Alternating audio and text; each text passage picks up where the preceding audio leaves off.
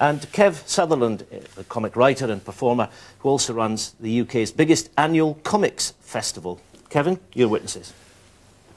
Kev, you know far more about graphic novels and comics than I do. What's the power of this book? The power of this resides in the fact that we're telling two stories, two very distinct stories, and the way in which Art Spiegelman has found to tell them. The first story is the story of Vladek Spiegelman, that is, Art Spiegelman's father, who survived Auschwitz through luck, which comes about through him having these hunches that pay out, and through his diligence. We see Vladek Spiegelman, this man who really, by such duplicitous things as pretending to be a tin man, gets the tin man's job working in Auschwitz and avoids death that way. And then the next day he has to pretend to be a shoemaker. He finds his way out that way. So we've got Vladek's story. The second story, though, is how Art Spiegelman gets that story from Vladek Spiegelman. And he tells with a very simple honesty how he's got the story from his father and recounts the moments at which the father tells the story. The then important part is the way in which he's told this story. Somebody described this book as presenting the unspeakable through the diminutive. That's a good description, isn't it? It is, because the diminutive nature, he doesn't sensationalise in any way. There's no exaggeration. There's none of the conceits that you can do in graphic storytelling. You can punch up, you can emphasise, you can make big, you can make bold.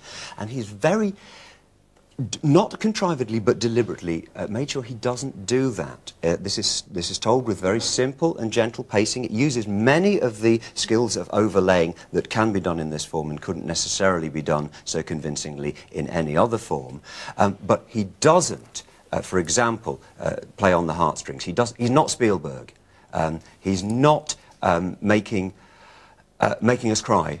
He's in his own father's words, and in fact in his father's broken English, we have all of the ways he spoke. He hasn't transcribed, or rather he has transcribed. He hasn't just taken notes and put them straight into pictures.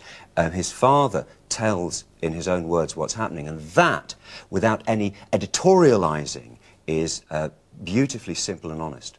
Using the animals' faces never renders it cute, though, at all, does it? Oh, far from it. No, they are... They don't have emotions coming across in those faces, and yet all the surroundings that are there are realistically rendered in a simple, almost woodcut-like style that puts you there without any question. How would you convince the people in the audience that have never read a graphic novel to pick this one up?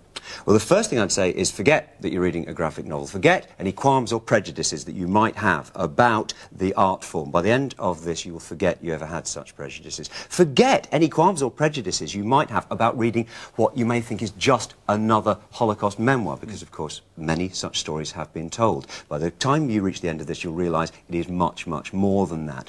And the other important thing is, the subject matter here is something that we should never forget. And this book, Mouse, ensures that many more people will never forget.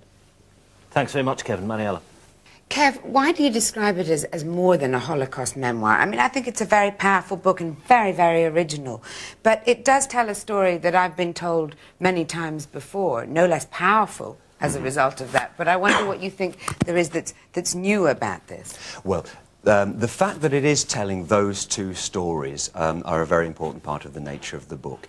And what happened to Vladek and Anya Spiegelman during the war, during their year or more in Auschwitz, is one very important story. The other story, though, of what became of Vladek Spiegelman and whether the unlikable character he became is a result of what happened in Auschwitz, whether he's like that before he was in Auschwitz, that is a very important question and a very fascinatingly told story. And then Art Spiegelman's own story of discovery. That is a fascinating story too. But we are introduced to the father before he goes to Auschwitz, and he is quite an obnoxious character back then as well. So basically we have a book that's about a fairly dislikable character, and his rather self-indulgent, sort of navel-gazing son. I mean, you talk about Art's journey, but I'm a little confused as to what Art's journey actually is, because he seems to be very happy to reveal his father in all his gory glory, but far more reluctant to do that about himself. We learn very little about Art, actually. I mean, he says he spent a period of time in a mental institution, which obviously is as a result of these hideous experiences, yet we don't learn why. We never understand why. He doesn't reveal anything about himself. His father comes out as a hero. His father does come out as self-reliant. His father comes out as a man who survived, and although a lot of his survival he deserves the credit for... Maybe not a hero, a survivor.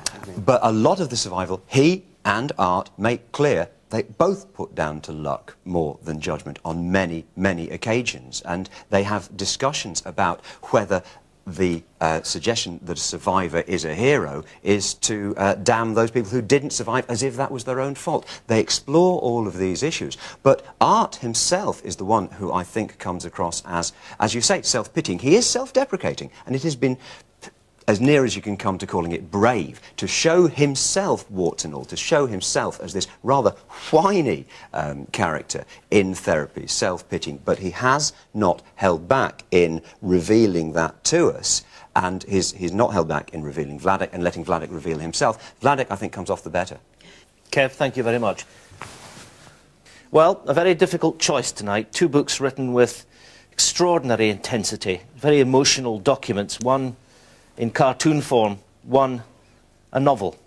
But I can tell you that our audience has chosen The Complete Mouse. They've decided that the graphic representation of the Holocaust is something you must read. As we always say on this programme, they're both wonderful. Read them both. Until the next Battle of the Books, goodbye.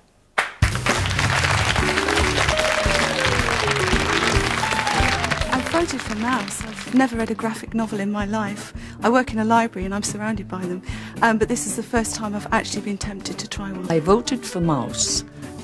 All my instincts actually recoil in horror at the Holocaust, in my words, being reduced to cartoon characters.